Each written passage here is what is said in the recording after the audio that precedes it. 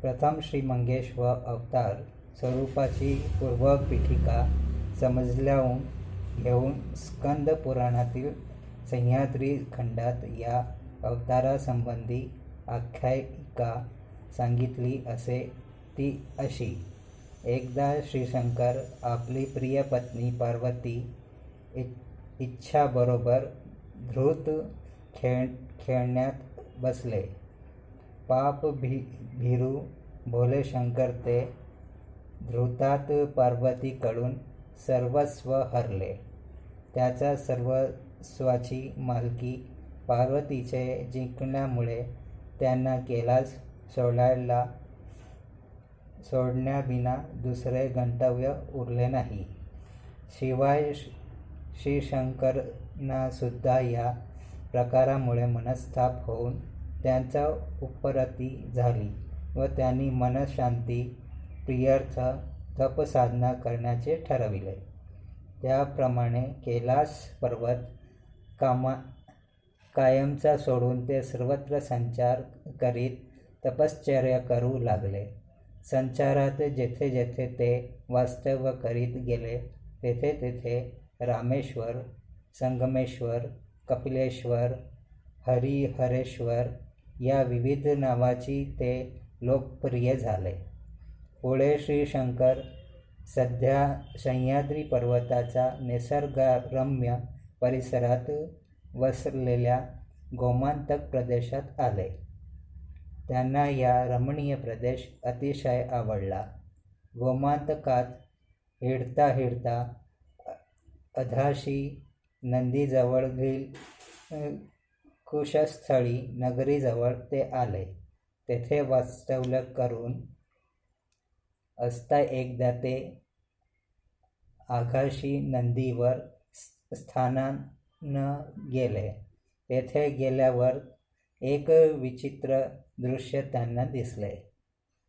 लोमश नावाचा त्यांचा एक निस्सीम ब्राह्मण भक्त नदीत स्नानास उतरला असला एक मगर त्यांचा पाय तोंडात धरून त्यास पाण्यात ओढून नेण्यासाठी खटपट करीत आहे.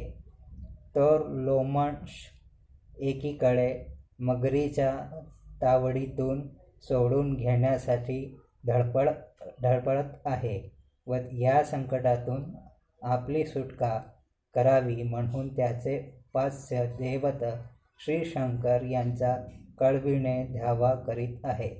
ही लोमशाची असहाय स्थिती पाहून श्रीशंकरांच्या कळवळून आले. तत्काळ त्यांनी एका ब्राह्मणाचे रूप घेतले व नदीत उडी घालून आपल्या त्रिशूलाने मगरीस भोसकून ठार केले व आपल्या परमभक्तांची या संकटातून सुटका केली. आपल्या धावा ऐकून श्रीशंकरांनीच या संकटातून या ब्राह्मणाकरवी आपली सुटका केली असा श्रद्धेने भारावलेल्या लोमशाने अत्यंत मनोभावे श्रीशंकराची स्तुती गाव्यात प्रारंभ केली. ही भक्तांची स्मृती ऐकून श्रीशंकर प्रसन्न झाले व ब्राह्मणाचे रूप टाकून लोमशासमोर आपल्या निराळ्याच्या स्वरूपात प्रकट झाले. हे पाहून लोमशाला अत्यानंद झाला. श्रीशंकराने त्याचा सांगितले, लोमशा, मी तुझ्या भक्तीने प्रसन्न झालो आहे. तेव्हा हवा तो वर माग.